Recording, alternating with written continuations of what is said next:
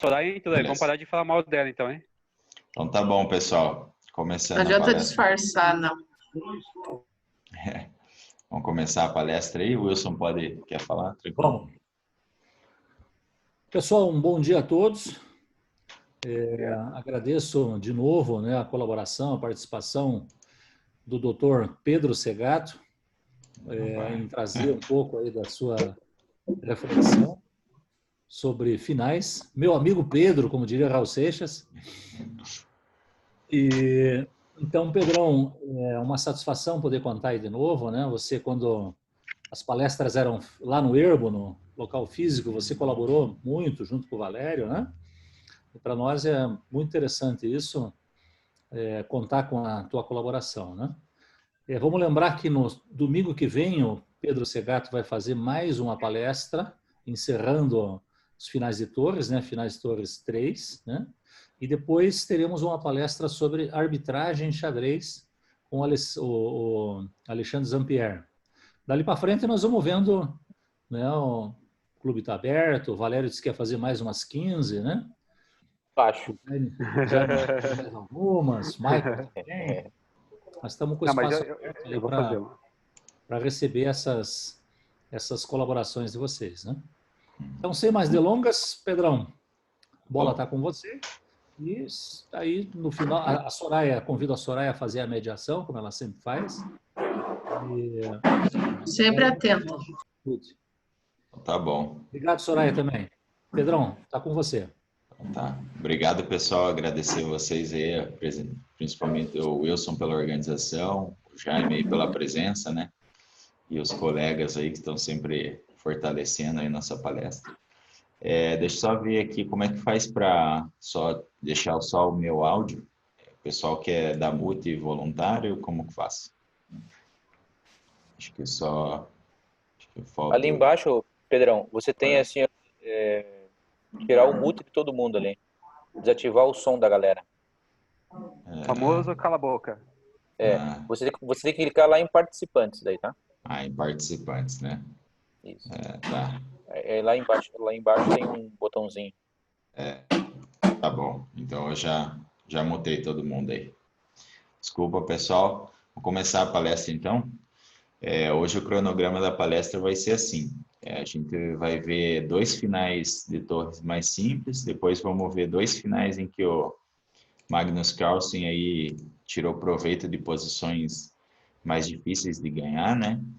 E eu vou finalizar falando de bispo e torre contra torre, tá? É um final, teoricamente é um empate, mas tem muitos detalhes nesse final. E no final a gente vai ver um vídeo aí do Svidler contra o Carlsen jogando Blitz, em que o Carlsen surpreende e ganha do Svidler nesse final empatado, tá?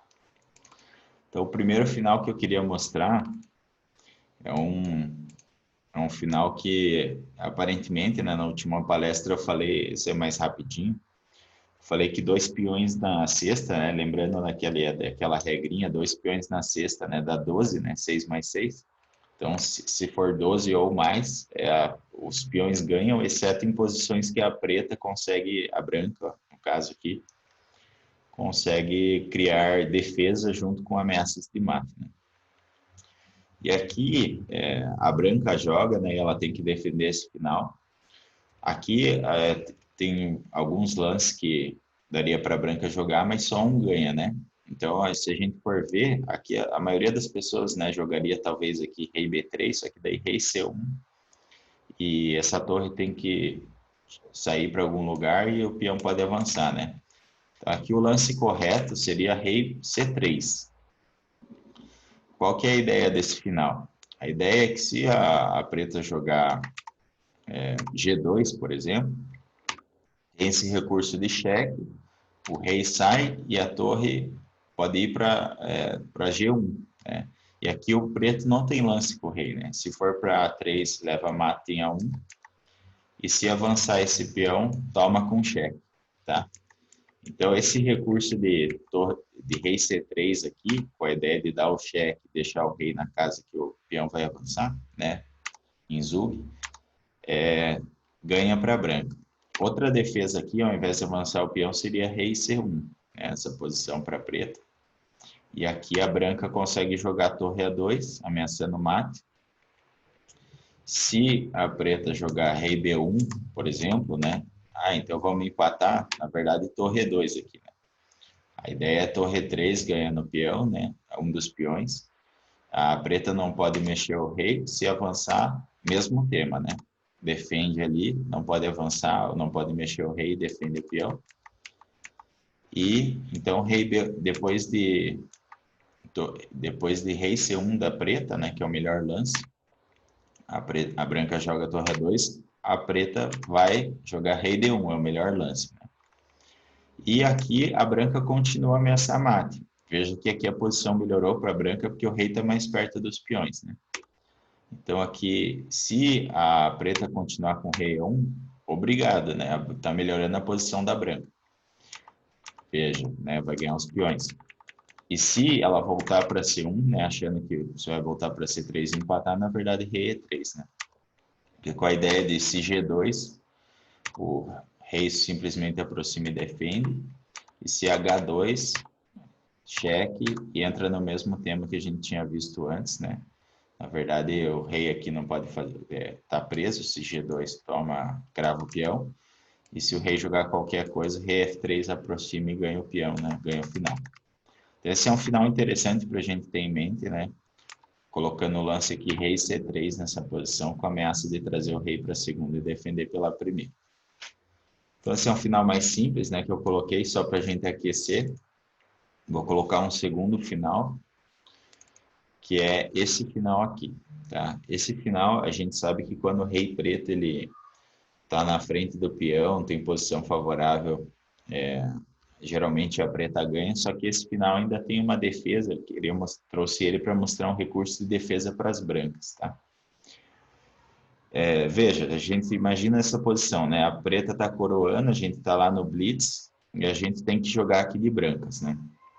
Acho que os dois lances mais naturais, entre aspas, aqui, seria primeiro torre A1 cheque, só que daí aqui a gente ajuda a preta, né? E daí tem que tirar a torre, e daí, na verdade, aqui a gente pode jogar esse lance, né? E realmente coroar, ganhar o final, né?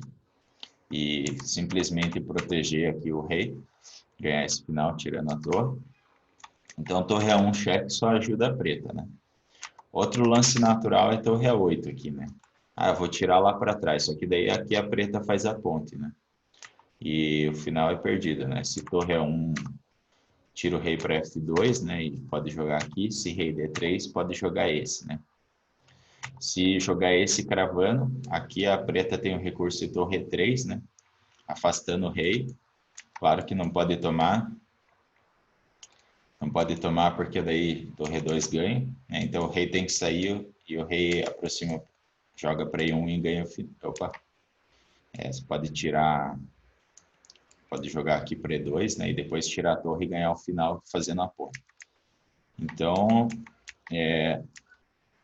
torre A8 também não funciona, né? Então o recurso de defesa nessa posição é a torre na terceira fila, que é com torre A3. Esse conceito, às vezes você pensa, então eu vou ter que decorar esse final. Na verdade, se a torre preta ela está na frente do peão, ela está atrapalhando, né? E lembra que se o rei branco encostar no peão de trás, a gente consegue o empate, né? Então aqui eu vou colocar algumas variantes, né? Por exemplo, nessa posição, se torre D1, a branca joga rei D4, tá ameaçando ganhar o peão. Se a preta jogar rei E2, só passa o lance. Qual que é a ideia? Porque a hora que a torre negra não pode sair daqui, né? Porque se sair, a gente vai capturar o peão, eventualmente. E se a preta jogar D2, né? Ameaçando coroar, a ideia de defesa é torre E3. Tá? Então, essa é a defesa da terceira fileira, que aqui, depois que o rei aproximar, você fixa atrás do peão. Isso deixa a torre escrava. Na verdade, essa torre preta, ela nunca pode sair dessa última casa, né? E você acaba empatando o final com esse recurso de torre E3 e torre D3. Se sair, você toma o peão simplesmente, né? Então, tem outras variantes também, mas só para a gente lembrar desse recurso da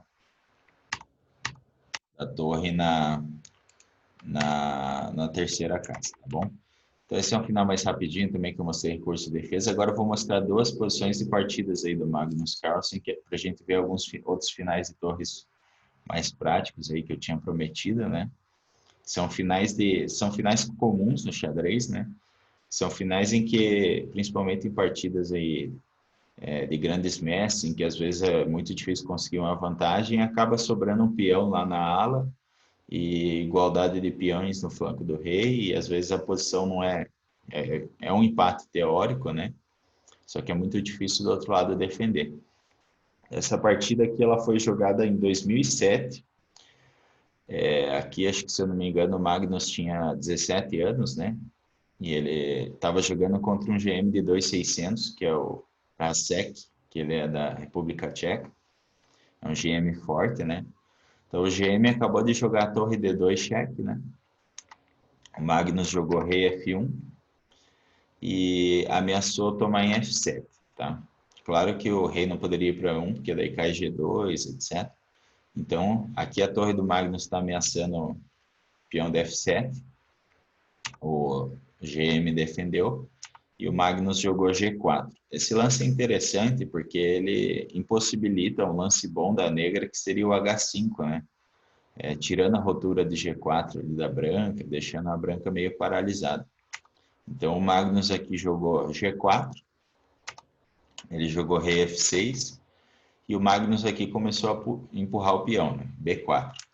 Ele jogou, sempre a gente vai deixar a torre atrás do peão, né? Aqui o Magnus jogou B5, continuou. Ele jogou cheque, cheque, rei G3, e a ideia dele foi jogar E5. Então aqui parece realmente que o Magnus não tem como progredir, né? Fica difícil achar a forma de progredir sem trocar peões e facilitar a defesa da negra. Mas aqui o Magnus continuou o plano de empurrar o peão. Aqui o Harasek jogou G6, torre B8, rei G7. Aqui eles estão passando o lance, né? Rei F6, rei G1. E aqui, esse é bem comum. Aqui o final ainda está empatado, mas eu vejo que é bem comum nas partidas dos grandes mestres, a hora que o rei vai para a coluna E, eles colocarem o peão na sétima, né? Porque criou aquele tema de tirar a torre com cheque, então ele voltou para tirar a torre E8 cheque, né? Voltou para rei F6. E aqui o Magnus joga G3, com a ideia de começar a romper, criar um peão passado ou criar espaço para o rei dele, para os peões avançarem, né? Então aqui o Rasek jogou G5, que é o lance lógico, né? Tirando a rotura dos peões do Magnus. E aqui, como ele não tem mais rotura de peões, ele começou a trazer o rei, né? Então, ele vai trazer o rei. É claro que aqui a negra não pode tomar o peão em F3, porque senão tira a torre e coroa, né? Então aqui a negra tem que manter atrás do peão e o rei do Magnus começa a progredir. Deu cheque, rei D6, rei C6, rei D7. E aqui voltou para trás do peão, né? Não adianta dar o cheque, porque daí o rei vai para E8 e ele tem que voltar para trás do peão e perde um tempo. Então acabou transpondo aqui para a posição, né? O Magnus jogou rei E8 e a ameaça dele é dar a volta ou deixar a preta sem lance, né? Dependendo de como ela agir. Então, ameaçou o rei F8 mesmo, passando com o rei. E a ideia, eu imagino, do Magnus seja trazer o rei para H7, né? Eventualmente capturar o peão de H6 em algumas posições. Ou trazer a torre para ameaçar o peão de F7 em algum momento oportuno. Então, aqui o Magnus jogou rei E8. Tá? E aqui o Rasek jogou rei G7, tá? Que poderia pensar, e se ele passar o lance, né, o que o Magnus vai jogar? Ele vai jogar rei F8. Daí, por exemplo, se passar o lance de novo, a ideia é tirar a torre, né, para C8. Se tomar, dá o checkmate, né? Então essa ameaça de rei F8, acabando ficando em espelho aí com outro rei e dando mate em C6 é muito forte, né? Então, aqui ele optou por jogar rei G7 para evitar que o rei vá para F8. E aqui o Magnus aproveitou para ganhar a oposição, ameaçando o rei D6 para tocar no peão D5, né? rei D6. E aqui, se ele jogasse F6, existe uma transição para um final ganho, né? Que o Magnus poderia optar aqui, que é bem conhecido, que é com torre 8. Depois que tomasse o peão, simplesmente ganhar a oposição e ganhar esse final, né? Então, F6 é um lance que perde.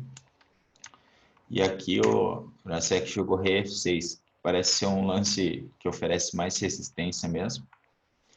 E aqui o Magnus jogou F4, que é um lance muito fino.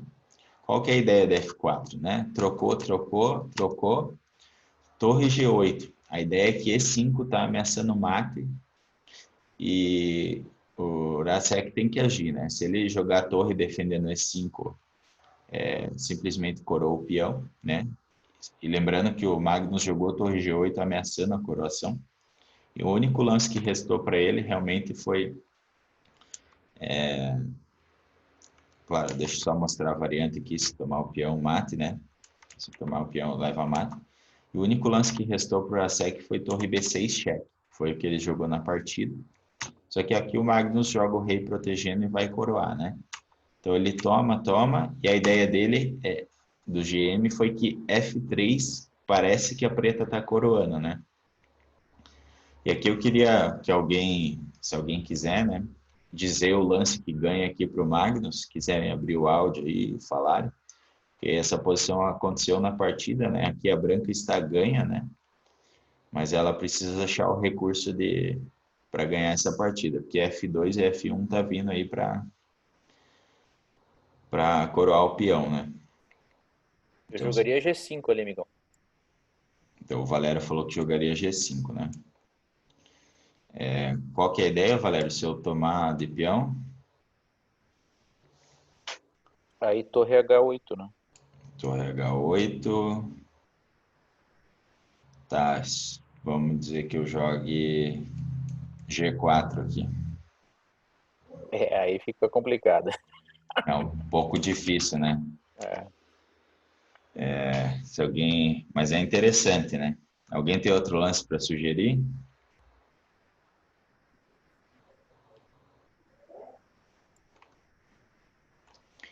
De primeira, assim, a primeira vez que eu olhei esse final, eu achei que o Magnus ia jogar um E5 aqui, tentar alguma coisa, né? Mas aqui a preta, inclusive, pode tomar e ainda está mantendo a ameaça, né? Por exemplo, se cheque, acho que se chegar nessa posição, a preta já garantiu o empate, né? O rei está muito longe, tudo. Mas aqui, eu não sei, com certeza o Magnus deve ter visto, né? Então, acho que a gente esgotou as possibilidades aí da branca. O Magnus viu esse final, provavelmente, e jogou rei C6. Então, é um lance muito frio, né? Porque parece que F2 está coroando, mas aqui ele voltou para aquele tema de mate imparável, né? Com E5 é imparável, não tem como a preta evitar. Então, depois de rei C6, na verdade, o GM não avançou o peão, ele jogou rei E5, né? Para evitar que esse tema de mate. E aqui o Magnus jogou cheque, rei F4 e aproximou para defender o peão.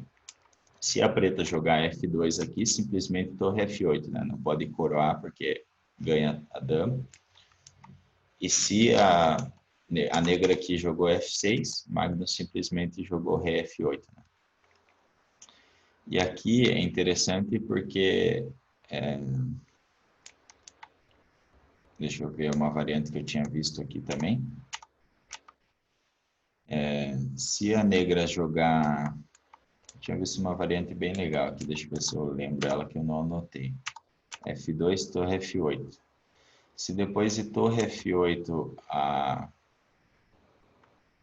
deixa eu ver aqui só qual que era o lance que eu tinha visto. Deixa eu ver, acho que era F5. Tá? Depois da F5, daí torre F8 o mesmo tema, tá? Claro que não vai capturar, porque daí a gente deu a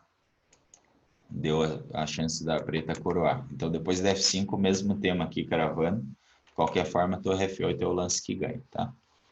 Esse foi um final bem interessante que eu achei que o Magnus jogou, né? Mostrou algumas propriedades de como a gente explorar. Nem sempre, às vezes, é comum nessas posições aceitarem empate, né? Às vezes não achar lance, mas se a gente conseguir combinar com recurso de mata, a gente acaba podendo tirar proveito. Aqui eu vou mostrar outra partida dele. Essa partida acho que foi jogada em 2014 contra o Aronian, tá? Aqui o Magnus, ele tá com... tem igualdade de peões, mas é 3 contra 4 na ala do rei. E tem um peão passado em A, né? Apesar da torre do Aronian estar bem posicionado.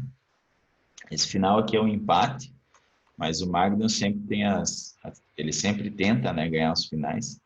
E a gente vai tentar ver alguns conceitos que ele usou nesse final. Então, aqui o Aronian cortou o rei de Magnus na 7ª fila, né, para ele trabalhar com manobras. Magnus avançou o peão, passou o lance com torre A3, torre A8, rei F6, A6, rei E7, A7. Aquilo que eu falei, né, parece que quando o rei chega em E, eles avançam na 7ª. Aqui ainda o final é empatado, tá? Mas o Aronian aqui cortou o rei na 7ª do Magnus, né? E o Magnus aqui ainda está empatada a posição, mas ele avançou o peão, F4. Rei E3, cheque, rei F2, torre A3, quer dizer, rei F2, rei F6, né? Evitando temas aí. E aqui o Magnus começa a trazer o rei em direção à torre, só que o Aronian ele já cria um contrajogo de peão passado em H. Isso é bem comum nessas posições, pessoal. Principalmente finais de 4 contra 3, aí, quando tem um peão passado na ala da dama. O lado que está defendendo jogar H5, que é um lance-chave nessas posições, quando o rei começa a aproximar, né? Aqui, claro, se tomar, começa a dar alguma chance para o preto, né? De passar o peão, eventualmente trocar pelo peão de A7, reduzir o material. Então aqui o Magnus deixou o rei do Aronian um pouco mais sem espaço, tá? O Aronian jogou H4, o rei tem que entrar no quadrado, né? Então o rei do Magnus aqui aproximou. H3, rei F2, cheque. Claro que o rei não pode ir para G3, né? Senão H2 está coroando. Então aqui o Magnus jogou rei G1. Depois de torre G2 que o Aronian jogou rei H1, ele voltou para defender o peão. E aqui o Magnus jogou F5. A ideia é restringir o rei da negra o máximo possível e tentar, eventualmente, trocar o peão de H pelo de A e tentar ganhar o final com o rei das negras inativo, né? Então, achei bem interessante, apesar de natural, esse lance. Porque aqui o Aronian jogou rei H7 e o Magnus fechou. E qual que é o plano dele? O plano dele é tirar a torre agora para F8 e ganhar o peão de F7. Claro que o Aronian, né, jogou H2 aqui e depois desse plano ele tomou. Só que é aquilo que eu falei, o Magnus trocou os peões e o que aconteceu? Agora o rei branco está muito mais ativo e a torre está escrava do peão de F, né? Então, um final muito favorável que ele criou aqui, né? O Aronian está passando o lance e aqui o Magnus tem passe livre para melhorar o rei dele. Aqui tem um trick, pessoal, só para... Se o Magnus jogasse torre D5, aqui o preto está em stalemate, né? Se não tivesse a torre. Então aqui o Aronian teria a torre carrapato, né? O tema da torre carrapato e seria um empate. Então, claro que o Magnus não jogou rei D5 aqui. Ao invés disso ele jogou torre 8, né? Ameaçando torre 7 e abrindo uma casa pro rei branco se esconder em F8, né? Então aqui o Aronian passou lance, e aqui sim, rei D5, cheque, torre D6, cheque, rei E7, e aqui o Magnus passou o rei para F8. Aqui o Aronian jogou torre B7, só que aqui simplesmente torre E7 e toma o peão de F, né? E aqui o Aronian abandonou, porque caiu no final perdido. Então a gente viu um exemplo aí do campeão mundial tirando, né, iogurte de pedra, igual o Valério fala. Então, é um final bem interessante aí para a gente ter em mente, né, de eventualmente... Ô, Pedro, Oi? Pedro, tem uma dúvida nesse final ali. Ao invés de torre F8, torre E8 não teria um efeito mais lá no final? Aí, em vez de... Ó, Torre 8 agora, né? torre E8. Torre 8 agora? Ah, ele vai ter um cheque, tá. Aí pensei em torre E7, quando tomassem a 7. Torre 7 aqui. Acho que dá para dar o cheque, talvez, e tirar o rei. E rei G8. Acho que vai É, acabar vai transpor, né? Acho que vai transpor, vai né? transpor. Daí acho Aí que torre F8. Eu acho que sim. Tá bom. Mas acho que é um lance que ganha também. É o Cordeiro que tá falando, né? O Marco. Aham, isso. Beleza, Marco. Não, mas tá bom, tá bom. Só acho que, torre 8, torre 7 parece bacana, mas vai transpor, né? Vai ter que Mas acabar jogando rei G8, parece torre 8 cheque, torre F8, né? Mas é um lance incisivo aí também, legal. Obrigado. Obrigado. E agora, pessoal, eu vou comentar para terminar a palestra, a gente vai se estender um pouquinho nos finais de bispo e torre bispo contra bispo, tá? Contra a torre. Então aqui, eu queria mostrar para vocês, essa é a posição, alguém sabe o nome dessa posição? Alguém que está aí no chat quer abrir o microfone e falar? Não? Essa posição tem um nome bem conhecido, pessoal, que é quando o rei está em oposição com o outro e o bispo está bem colocado, né? Está na casa ideal dele. Na verdade, essa posição é ganho, em que o rei está preso no triângulo do bispo e os reis estão próximos, né, em oposição. Que a distância entre os reis é de 2 casas, né? Então, essa é a posição de Philidor, que é quando o rei negro está preso, né? Nessas casas aqui, que é o triângulo do bispo que eles chamam, né? Então, essa posição ela é ganha para branca, tá? É claro que a forma de defesa aqui para preta é não deixar chegar nessa posição, tá? Então, mas uma vez que tem atingido essa posição, esse final é ganho para branca. Aqui eu vou mostrar as variantes, porque esse final de torre bispo, eventualmente a gente consegue atingir essa posição. Tem várias variantes interessantes. Então, o primeiro conceito que a gente tem que ter, pessoal, é que a torre negra, a casa ideal de defesa dela é a segunda casa, tá? Então, aqui ela está melhor posicionada do que em qualquer outro lugar. Primeiro porque ela está defendendo esse cheque com torre H8, né? Aqui a branca não consegue progredir. E se a branca girar para o outro lado, a preta mantém o plano também de defender o mato em C8 também não progrediu, né? Então, como a gente sabe que a preta tá bem posicionada aqui na segunda casa, a gente vai jogar um lance de espera aqui com torre G7. E aqui a preta ainda tem que defender, né? Claro que se jogar o rei para cá, leva mate, né? Então a preta não pode fazer nenhum lance de rei. Então ela tem que gastar um tempo de torre. Então ela pode jogar ou torre 3 ou torre 1 aqui, né? Que são as casas que permitem que ela ainda fique com a defesa da casa E8. Então, nesse final de bispo e torre, aqui, vocês já vão mostrar que a torre em E3 ela é pior do que em E1, tá, pessoal? Então, aqui em E3, na verdade, eu vou marcar de vermelho, ela é pior, né? Então, torre 1 é o lance correto para preta aqui. Qual que é a ideia? A ideia é que agora o bispo vai conseguir fazer algumas defesas de cheque na última casa, tá? Estando na primeira, ou se estivesse na terceira também. A ideia, qual que é o conceito aqui, para a gente não decorar lance? A ideia é quando chega nessa posição, é a gente jogar a torre ou para F7, ou para B7, que são 2 casas que o bispo defende, digamos assim. Colocar a torre no triângulo do bispo, tá? Então, a gente colocou a torre em B7, ameaçamos mate. Se a negra jogar rei C8, aqui, simplesmente torre B4, ameaçando o bispo E6 e torre B8, né? E se a preta, deixa eu só mostrar a ameaça aqui. Então, aqui, estou ameaçando cheque, né? Vamos passar um lance aqui. Então, cheque e torre B8 mate, né? Então, esse é o primeiro conceito. Toda vez que deixa eu voltar aqui. Toda vez que o rei encostar, a gente vai tirar para a mesma coluna, tá? A torre. Então, esse final, se a gente for ver, só para mostrar para o pessoal aí também, deixa eu abrir um final aqui. Digamos que a gente está lá num blitz, né? E deixa eu colocar aqui essa posição. Essa posição aqui é bem comum. Só para a gente entender esse conceito, né? Então, esse é um final simples, né? Que a preta, obviamente, está ganho. Se a gente está lá num blitz e a branca joga esse lance, Claro que a gente não vai tirar a torre, né? A gente pode simplesmente mover ela nessa coluna e a branca é forçada a voltar e a gente dá mate, né? Então é só para a gente lembrar desse conceito, que ao ver essa posição aqui, depois de rei C8, a gente tira para a mesma coluna. Se o rei voltar, a gente vai dar mate nele. E aqui a gente criou a ameaça de bispo E6, né? Torre D1, não pode deixar o bispo sair D6, mas aqui simplesmente torre A4 ganha, né?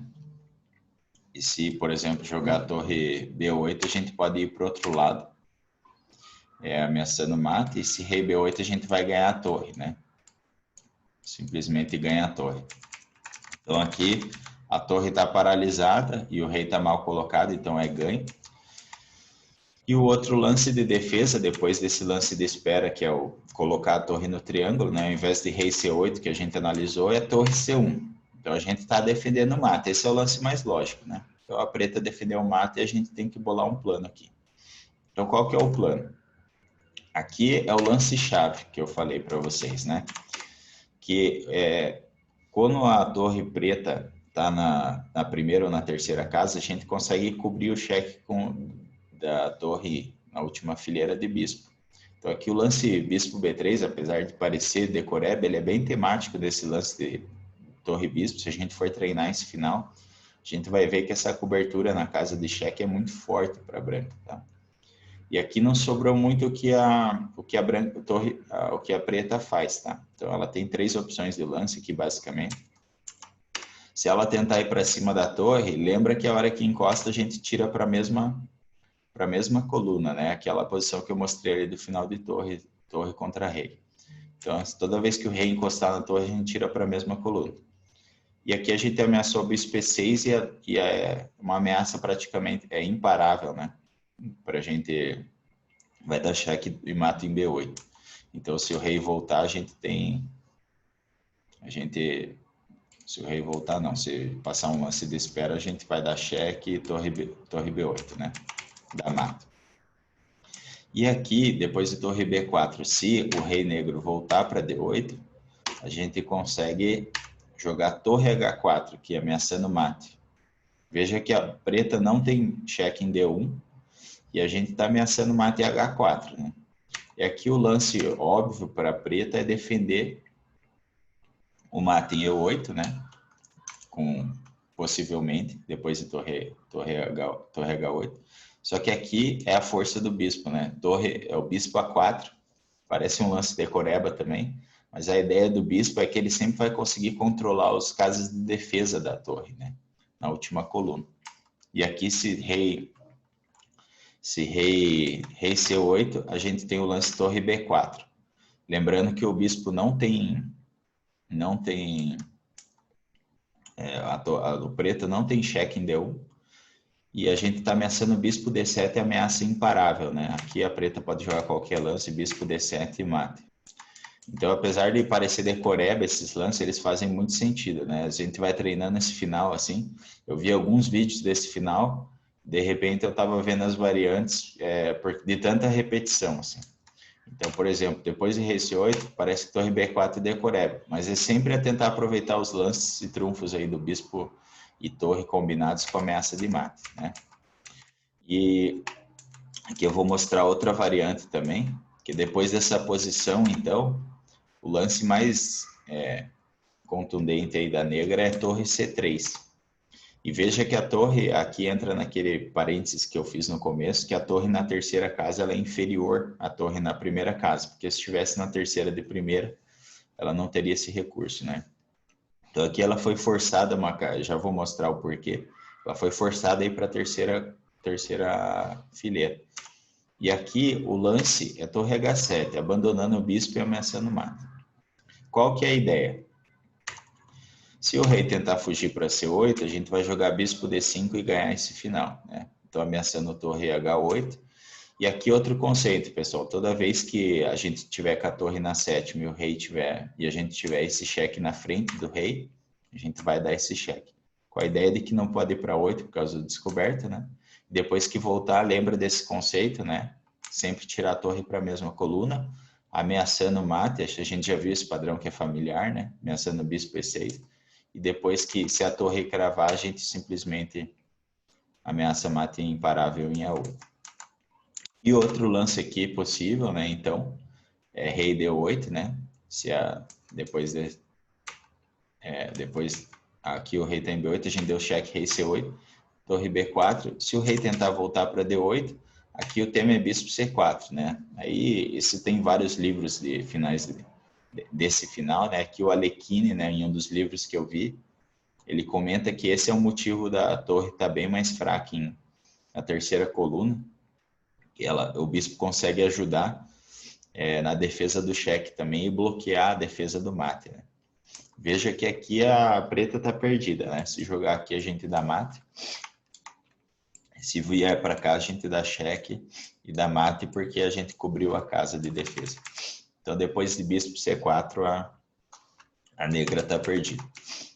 Outra posição que poderia acontecer é nessa posição aqui ameaçando mate a preta tentar defender o mate, né? Que parece que a gente vai voltar àquela posição inicial. Só que aqui a branca joga bispo E6, né? Qual que é a ideia do bispo E6? Aqui a gente está ameaçando o mate, né? E o que a preta tem para fazer? Qualquer lance de rei perde, claro que vai dar cheque, depois de bispo D5. Torre H8 é uma ameaça séria de mate, né? Então, se a preta voltar, a gente joga esse cheque aqui, que é o torre D7. Claro que não, se o rei vier para C8, a gente vai jogar torre A7 com mate imparável, né? Por quê? Porque aqui a gente não teria o torre B3 defendendo B8, né? Porque o bispo está cobrindo. Então, veja como a torre na terceira ela é inferior, né, na defesa. Então, se aqui depois desse cheque rei E8, aqui a branca tira a torre para A7 também, ameaçando o mate, tá? E o que a negra pode fazer? Pode tentar fugir com o rei. Só que lembra daquele primeiro conceito que eu falei. Se a gente tiver a torre na sétima e tiver a chance de dar o cheque, a gente vai dar. Porque a hora que o rei voltar para cá, a gente tem aquele conceito, lembra de tirar a torre para a mesma fila, né? Que eu mostrei no começo. Ameaçando o bispo E6, a gente já viu esse tema, bispo C6, a gente já viu esse tema antes com bispo E6, né? Então aqui a torre negra é obrigada a cravar o bispo, só que daí a gente tem qualquer lance aqui ameaçando com ameaças de mate. E aqui realmente é imparável para o cheque mate. Então, pessoal, tem várias variantes aqui, eu recomendo que vocês treinem, tá? Queria mostrar os aspectos principais de como ganhar esse final, né? Lembrar dos lances, esses lances chaves, por exemplo, o bispo B3 cobrindo o cheque, né? Mas se a gente for treinar nesse final, a gente vai vendo que esse final é realmente perdido. Vocês podem tentar várias variantes aí pro lado das negras. Chegar nessa posição de Philidor, que o bispo está cobrindo aí, o rei negro está dentro do triângulo, a gente vai conseguir ganhar esse final. E aqui eu vou mostrar os recursos de defesa, então, para a negra não deixar chegar nesse final, né? Então aqui deixa eu fechar. Vou mostrar dois recursos de defesa bem rápido e daí a gente vai finalizar a palestra vendo o blitz que o Svidler perdeu para o Magnus. Então aqui, pessoal, mostrar para vocês aqui, deixa eu só ver aqui rapidinho. Espera aí que eu perdi vocês de vista aqui. Aí, acho que assim fica bom. O recurso de defesa desse final é o seguinte. Se a gente está lá no blitz, né? Daí a preta quer ganhar esse final, né? Tá com bispo a mais. Aqui, o conceito-chave se chama defesa na segunda coluna, na segunda fileira. Por quê? Toda vez que o rei negro tentar aproximar, a gente vai ter esse recurso de stalemate aqui, tá? E se a negra tentar, por exemplo, torre 1 e aproximar o bispo ali aproximar do bispo para defender e tentar forçar algum erro nosso, toda vez que a gente estiver na segunda fileira e o rei puder sair da primeira, a gente vai sair. Então, quando o rei negro vai para um lado, a gente vai para o outro, igual futebol, né? Foi para um lado, eu vou para o outro. Aí, tirou a torre, né, quando ameaçou. E aqui eu vou mostrar o segundo conceito de defesa. Aqui eu vou passar um lance, né, com cheque, rei D6. Se o rei tentar começar a jogar, esse se chama o método Cochrane de defesa, tá? Esse é o segundo, são dois métodos. Então tem esse recurso de stalemate que eu falei, né? Opa, vou pôr aqui depois de rei D3, né? O recurso de stalemate, esse é o primeiro método. Mas se a gente for jogando, eventualmente a gente tá lá no blitz e eles vão jogando, né? Então foi para um lado, eu vou para o outro. Ameaçou a torre, tirei. Beleza, lances naturais. Aí se a preta começar a querer te encurralar, você sempre vai cravar o bispo. E aqui é o conceito do futebol que eu falei. Foi para um lado, né? Rei D2, eu vou para o outro. E se jogar rei D4, eu vou para o outro.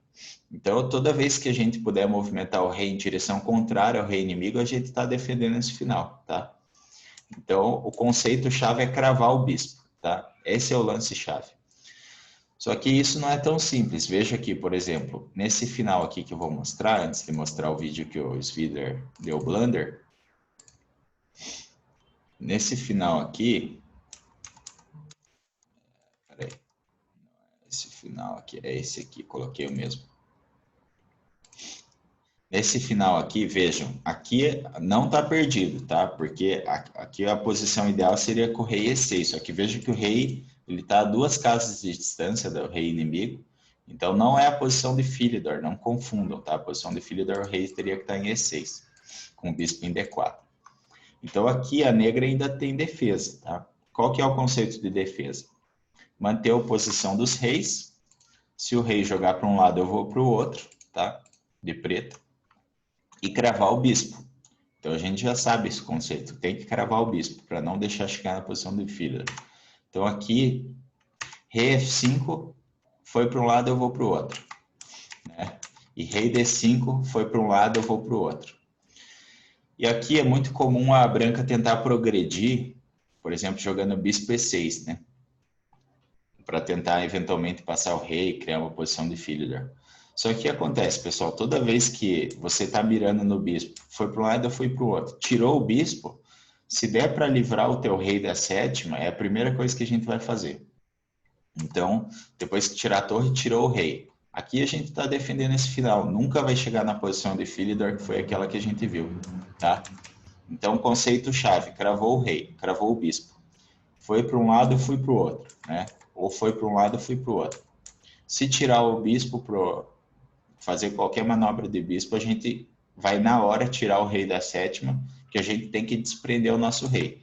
Se a gente jogar passivamente, a gente pode sofrer consequências, como a gente vai ver agora para finalizar a palestra nesse vídeo que eu vou mostrar. Espero que vocês consigam ver aí bem nítido. Do Magnus jogando Blitz contra o Svidler, né? Aqui eu já coloquei, ó. Deixa eu só ajustar o áudio aqui. Então aqui, pessoal, para finalizar a palestra, tá o Magnus jogando contra o Peter Svidler, né, campeão russo. E aqui eles estão no finalzinho. Vocês vão ver que vai ter uma sequência de erros e acertos aqui, e eles vão chegar no final de torre bispo contra a torre, né? Então aqui a posição tá favorável para o Svidler, né? Tá um peão a mais, só que ainda tem o bispo ali que oferece alguma resistência. E ele está sofrendo muita pressão do tempo, né? Então Magnus afasta o rei, ameaça o peão. Svidler toca no bispo, né? Magnus evita aí o avanço. Parece que estava ganhando uma peça, mas na verdade torre H4, né? E aqui houve uma troca de peões. Que ainda a posição está empatada, né?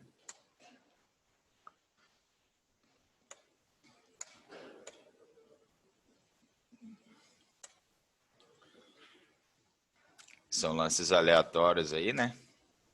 O Magnus passando o peão dele. Cheque, tirou o rei.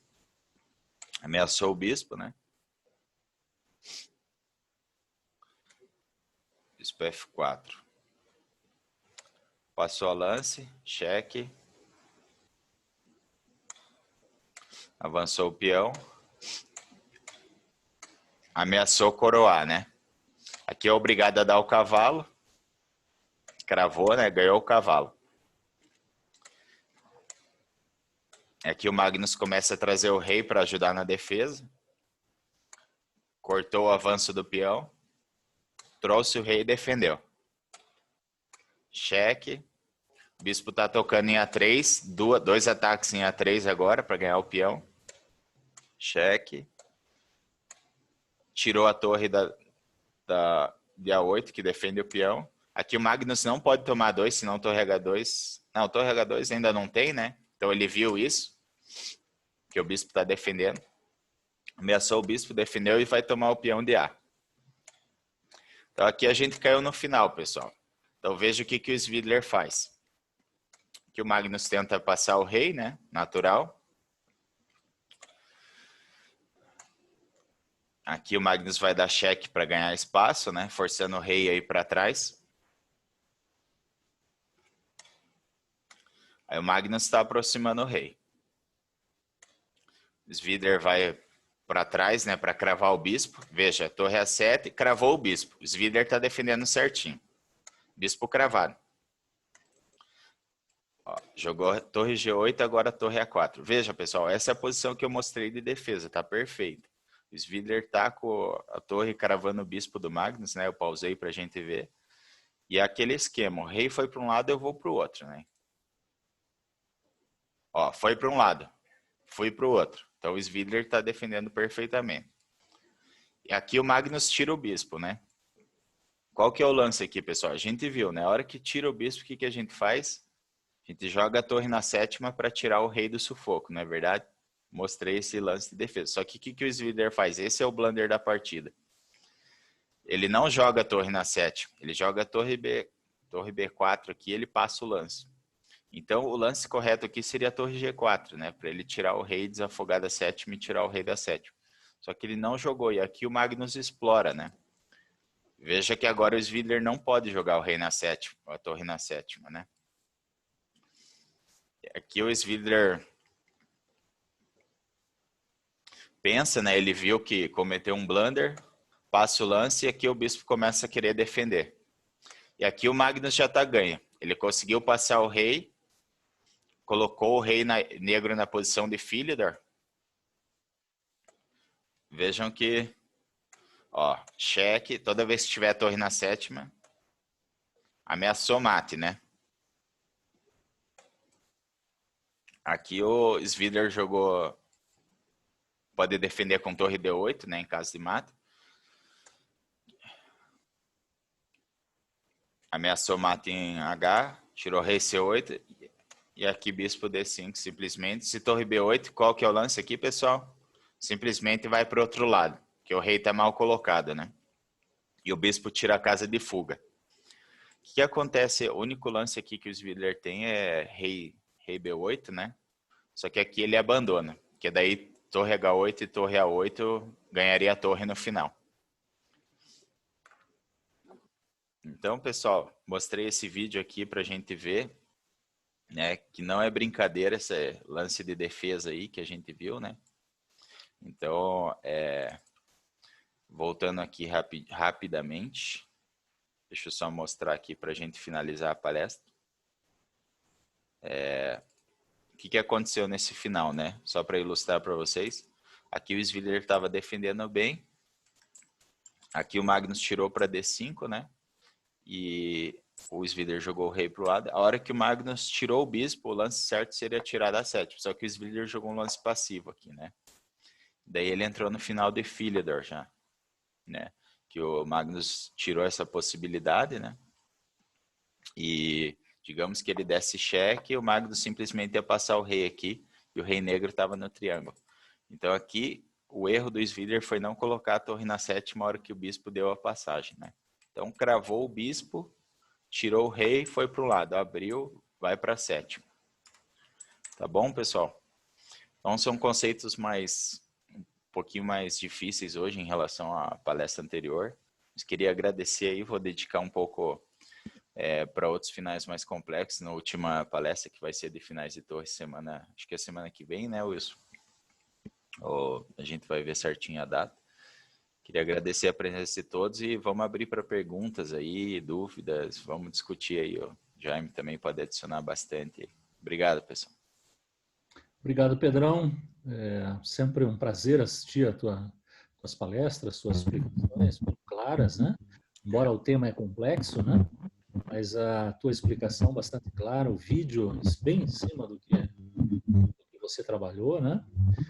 E aí que a gente vê a diferença de um jogador como o Magnus Carlsen, né? O adversário dele, não me lembro quem que era o adversário dele. Peter Svidler, né? Uhum. Se vê a diferença, né? Provavelmente os dois estudaram esse final, né?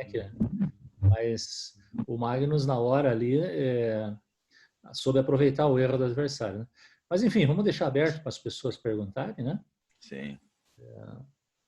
Fica aberto. Estou vendo que tem interação no chat. Soraya vai intervir? Soraya, Não, tô tranquila, só observando e aprendendo bastante aqui. Valeu, Segatov. A palestra foi show de bola.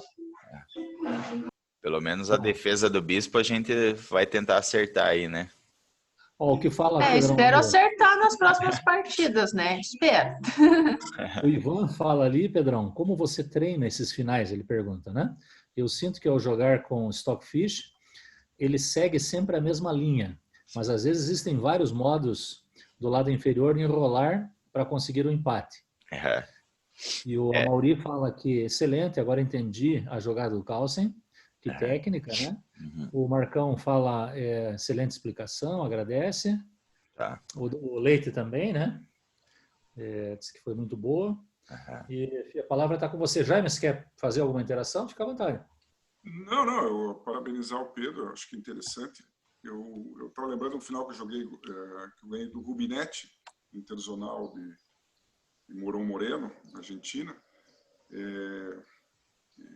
Mas a gente estudava isso na época do clube, tanto esse final, como o final primeiro o mate de bispo e cavalo, depois aquele com os dois cavalos contra um peão, bloqueando, tentando empurrar o rei para o canto e tal. Esses finais que são trabalhosos e tem que automatizar, porque você vê claramente que o Carlsen tem tudo automático ali, jogando blitz temáticos. A gente fazia lá, organizava os Almen, jogava, o pessoal todo lá do clube da época, Bigodão, o Irídio e tal, fazia os torneiozinhos temáticos que se pode organizar no Erbo, né? E de 2, 3, 5 minutos, sei quantos tempo, e fazer o pessoal jogar. Quer dizer, dar uma estudada assim como o Pedro fez, e em seguida faz um torneio de torre e bispo contra torre, monta umas posições ali e vê como é que o pessoal desempenha. É uma maneira de fixar, né? Que a gente usa muito sozinho sempre. Hoje em dia tem o recurso do computador, né? Mas na época a gente não tinha. A gente estudava, o Dr. Mauro lá dava uma aula para a gente e a gente ia se bater lá para descobrir como é que fazia, né? É uma possibilidade. Muito bom, Jaime, essa ideia de você pegar um colega, né, um amigo, né, deixar mais humano a coisa, né? Eu lembro que eu já fiz, inclusive, com o Daniel isso, né? Eu lembro que a gente botava assim a posição de bispo e cavalo assim no tabuleiro e tentava dar mate um no outro e era sempre muito difícil, né? Porque às vezes os piores lances, né, que às vezes a máquina faria outro lance, mas a gente joga um lance que parece que defende mais e o outro também não consegue ver o ataque, né? Aí fica mais humana a coisa, fica mais real mesmo. Ei, Pedrão. Não, a gente fazia também, a gente treinava aqueles triângulos de Deletang do final de aquele mate de bispo e cavalo, né? Só que aí a gente não sabia chegar no triângulo de Deletang. Se chegasse no triângulo, a gente dava mate, mas como chegar até ali era um problema. E outra coisa, esse final aqui particularmente, claro, né, que você pega um final desse, você começa a ver os lances que eu mostrei, parece... Eu lembro que a primeira vez que eu comecei a ver, eu falei, nossa, não é tão simples, né? Aí eu comecei a ver uns vídeos, sabe, desse final aqui. Eu vi, acho que uns 5 vídeos, assim, e teve um vídeo muito bom que eu vi também de um MI lá, que ele explicou isso aqui, mostrou as variantes. E eu vi o vídeo dele umas 3, 4 vezes, sabe? Aí, por exemplo, essas variantes que eu mostrei agora, eu não precisei ficar vendo a anotação aqui, porque vai ficando natural as ideias, sabe? Os padrões. Então eu sei que, por exemplo, se o rei tocar na torre, vai tirar para a mesma coluna. Se a torre estiver na 7ª e tiver o cheque, eu vou dar o cheque e eventualmente criar uma rede de mate. A ideia de ganhar tempo com o bispo e bloquear também o mate ficou natural, sabe? Então, outra ideia é ver assim várias vezes, de repente assistir o vídeo, treinar, daí assistir o vídeo de novo e guardar o conceito, né? Não guardar o lance, né? Mas guardar o conceito de que a torre em E1 é melhor que em E3, que a torre na segunda está bem posicionada. Então, eu fui ver nos vídeos, fui acostumando, sabe? De repente não ficou estranho, assim, porque a primeira impressão que dá é que é muito estranho as linhas, assim, desse final, né? Mas... Ei, Pedrão, Oi. do ponto de vista, assim, uma contribuição do ponto de vista educacional é que o entendimento é uma condição necessária para você poder lembrar, mas não é uma condição suficiente. Sim, com certeza. Então, por exemplo, eu entendia a tua explicação, foi límpida e cristalina. Mas se eu não tiver um trabalho de manutenção, vamos dizer assim, da memória, seguramente com certeza. Eu vou esquecer isso aí. Né? Já me ia falar alguma coisa? Desculpa, eu cortei? Não, é só dizer do erro do Svidler, né? Na verdade, é óbvio que o Svidler conhece final tão bem quanto o Carlsen, né? Mas na hora de jogar, tem outros fatores envolvidos. Está nervoso, tem um monte de gente ali, campeão do mundo, sabe, o cara é bom. E você fica nervoso e erra, né? Erra. Sim. O treinador dele, que deve ter ensinado isso para ele durante 20 horas, deve subir pelas paredes, né? Mas a gente erra, né? Porque ao vivo, a troço é diferente, né? Sim. Analisando, bom, como é que o cara comete esse erro? Comete, né? Eu fiquei pensando nisso, né, Jaime? Ontem eu falei, cara, o Svidler conhece isso aqui, né? Não pensando, não ia perder. Mas eu fiquei pensando, porque o final antes estava favorável para ele, né? A não ser que eu esteja enganado, mas parece que aquela posição estava bem melhor para ele. E daí o Magnus contornou. Em DD, passado a mais, né? Quer dizer, é fácil ganhar, né? Empurrar aquele peão. Mas o cara joga bem, defende, cria problema e vai acumulando. Daqui a pouco você está ganhando, daqui a pouco você está tendo que defender para não perder, né? Sim, com certeza. A pressão do tempo também, né, Pedro? Deve ser... deve pressionar muito, né?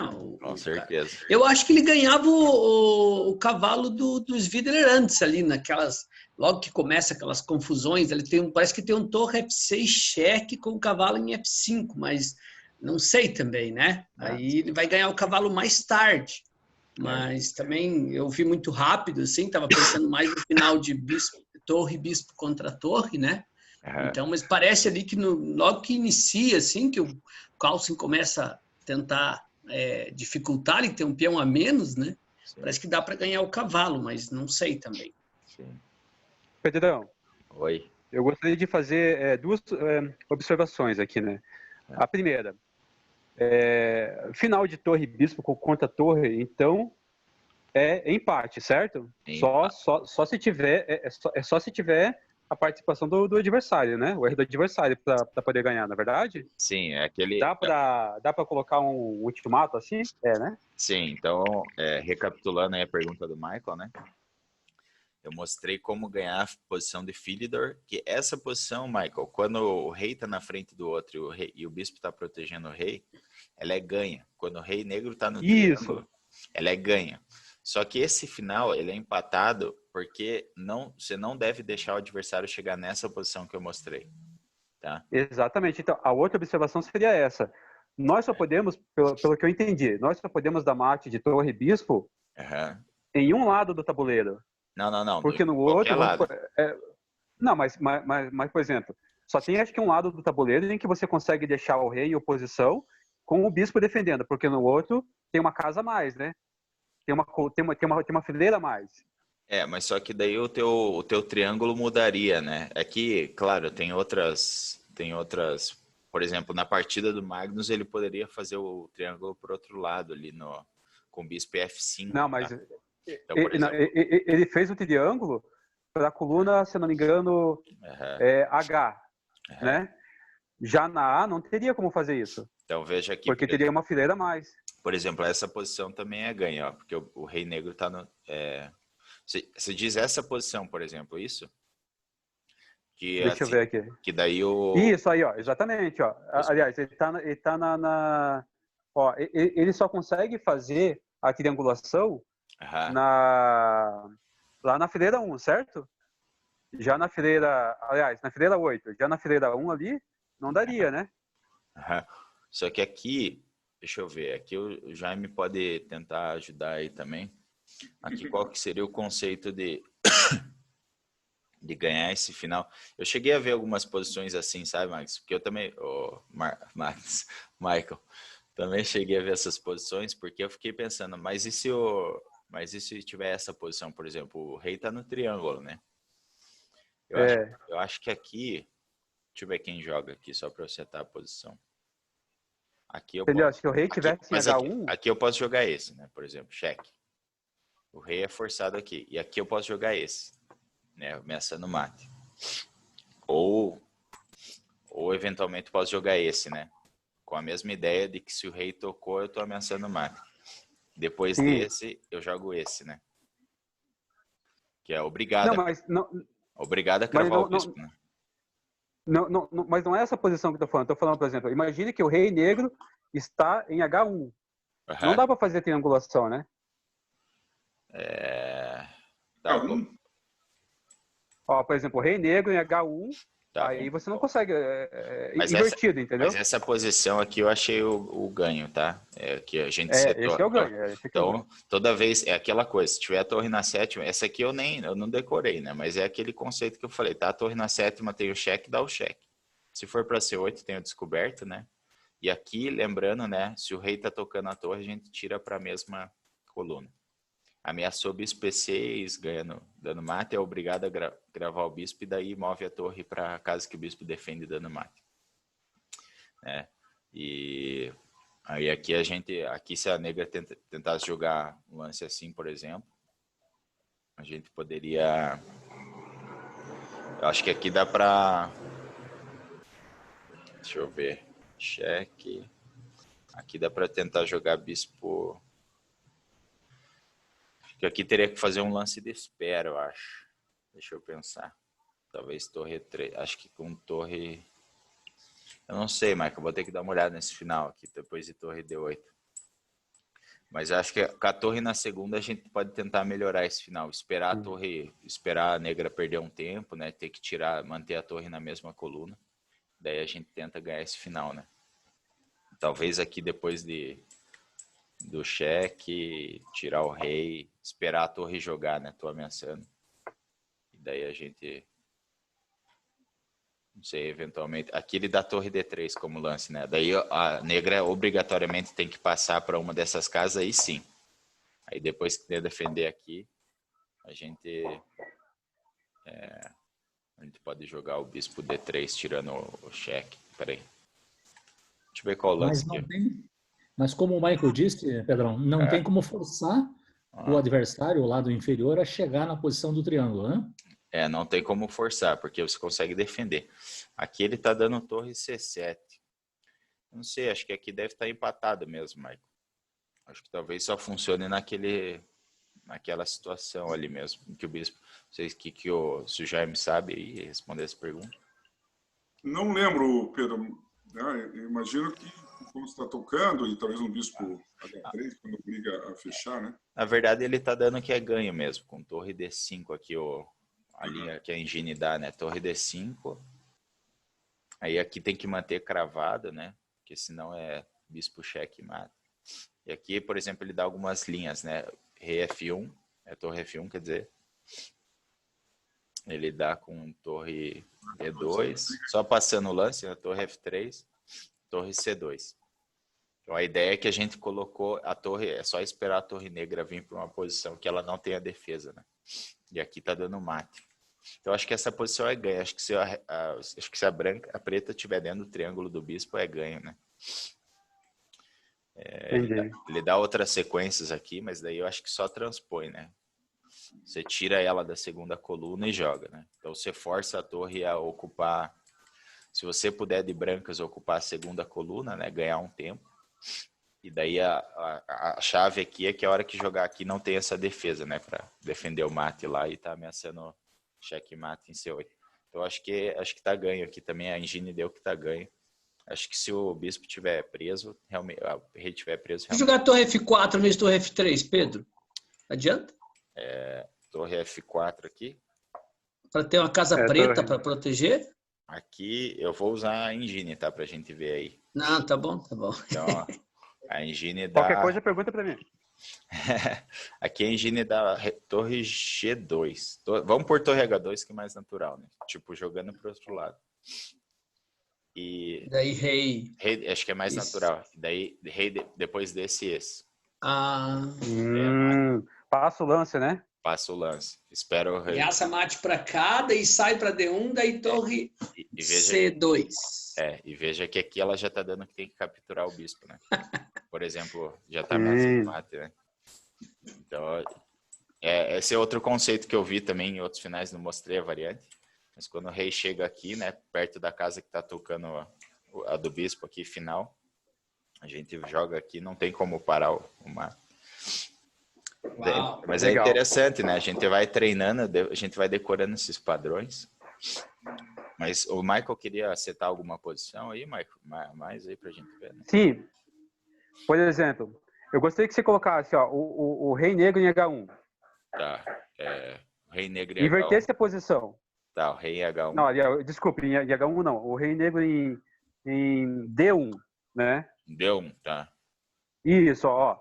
Tem como chegar na posição de triangulação se o rei estiver nessa fileira? Eu acho que sim, cara, porque... Com o bispo branco?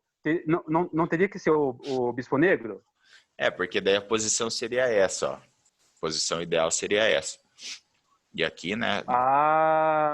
Entendi, cara. Agora faz sentido, né? Então aqui, por exemplo, se a branca tivesse que jogar... Bom, depois a branca joga... Não tem uma coluna certa, então, né? Essa que é a minha dúvida com relação ao bispo e...